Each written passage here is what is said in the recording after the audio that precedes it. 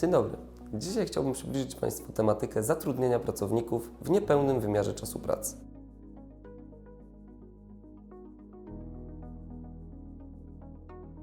Jednym z istotniejszych elementów umowy o pracę jest określenie wymiaru czasu pracy.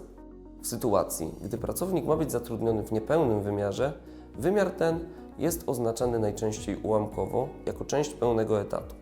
Kodeks pracy określa nam zasady obliczania obowiązującego pracownika wymiaru czasu pracy w przyjętym okresie rozliczeniowym.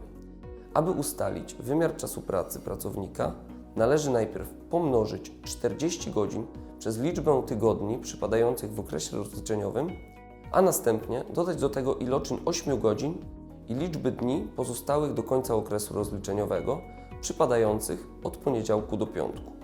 Następnie w przypadku pracowników zatrudnionych w niepełnym wymiarze czasu pracy należy otrzymany wynik pomnożyć przez ułamek etatu, w którym zatrudniony jest pracownik. Otrzymany wynik stanowi łączną liczbę godzin, którą dany pracownik zobowiązany jest pozostawać w dyspozycji pracodawcy w danym okresie rozliczeniowym. Zatrudnienie w niepełnym wymiarze czasu pracy nie może prowadzić do mniej korzystnego traktowania pracownika z tego tytułu. Przepisy kodeksu pracy regulują kwestie nierównego traktowania i zapewniają w tym zakresie pracownikom ochronę. Wyjątkiem jest oczywiście proporcjonalność wynagrodzenia i innych świadczeń w stosunku do etatu, w jakim zatrudniony jest pracownik. Jednym z tego typu świadczeń jest urlop wypoczynkowy. Pracownikom zatrudnionym w pełnym wymiarze czasu pracy przysługuje urlop w wymiarze 20 lub 26 dni w zależności od posiadanego ogólnego stażu zatrudnienia. W przypadku osób zatrudnionych w niepełnym wymiarze czasu pracy wymiar urlopu ustala się proporcjonalnie do etatu, a podstawą będzie wskazany wcześniej ogólny wymiar urlopu, czyli 20 lub 26 dni.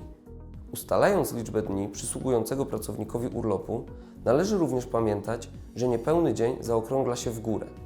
Przy czym ustalony w ten sposób wymiar nie może przekroczyć odpowiednio 20 lub 26 dni. Ważnym elementem są również zasady udzielania urlopu.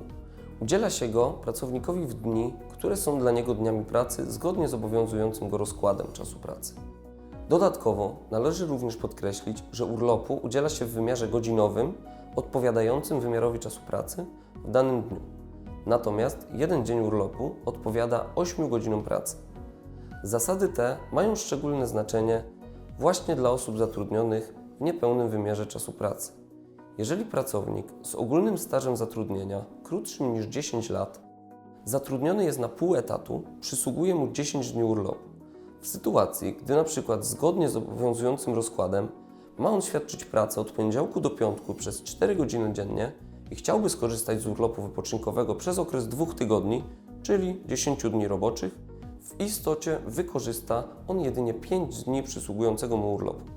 Wynika to z tego, że 5 dni urlopu w jego przypadku odpowiada 40 godzinom pracy, które jest zobowiązany przepracować w okresie wskazanych 10 dni roboczych. Widzimy zatem, że w ujęciu ilościowym pracownikowi zatrudnionemu na część etatu przysługuje zbliżona liczba dni wolnych, co pracownikowi zatrudnionemu w pełnym wymiarze. Należy zatem pamiętać, aby nie utożsamiać dnia urlopu z dniem pracy, ponieważ istotne jest właśnie ujęcie godzinowe. Pracodawca powinien zatem zawsze zweryfikować grafik i odjąć z puli pracownika liczbę dni urlopu zgodnie z przedstawionymi zasadami. Godzinowe rozliczenie może prowadzić jednak do sytuacji, kiedy pracownikowi pozostanie urlop w wymiarze odpowiadającym części dobowego wymiaru czasu pracy. Z taką sytuacją możemy mieć do czynienia, gdy pracownik świadczy pracę w różnych wymiarach dziennych. W takim przypadku pracodawca jest uprawniony do udzielenia urlopu na część dnia. Kolejną istotną kwestią jest praca w godzinach nadliczbowych.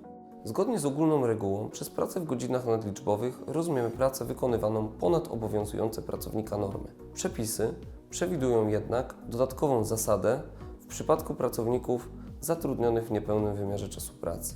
Pracodawca i pracownik mogą bowiem w umowie o pracę określić dopuszczalną liczbę godzin ponad określony w umowie wymiar, których przekroczenie uprawnia pracownika do dodatku do wynagrodzenia z tytułu pracy właśnie w godzinach nadliczbowych. Jeżeli strony nie dokonają żadnych ustaleń, dodatek będzie przysługiwał jedynie w przypadku przekroczenia ogólnych norm czasu pracy, czyli co najmniej 8 godzin na dobę. W dalszym ciągu pracownikowi będzie przysługiwać jednak wynagrodzenie za pracę za przepracowany czas. Potwierdza to również w swoim stanowisku Państwowa Inspekcja Pracy, w którym wskazuje, że praca pracownika zatrudnionego w niepełnym wymiarze czasu pracy ponad wymiar wynikający z umowy, ale w ramach ustalonego limitu, uprawnia go jedynie do wynagrodzenia wynikającego z umowy o pracę.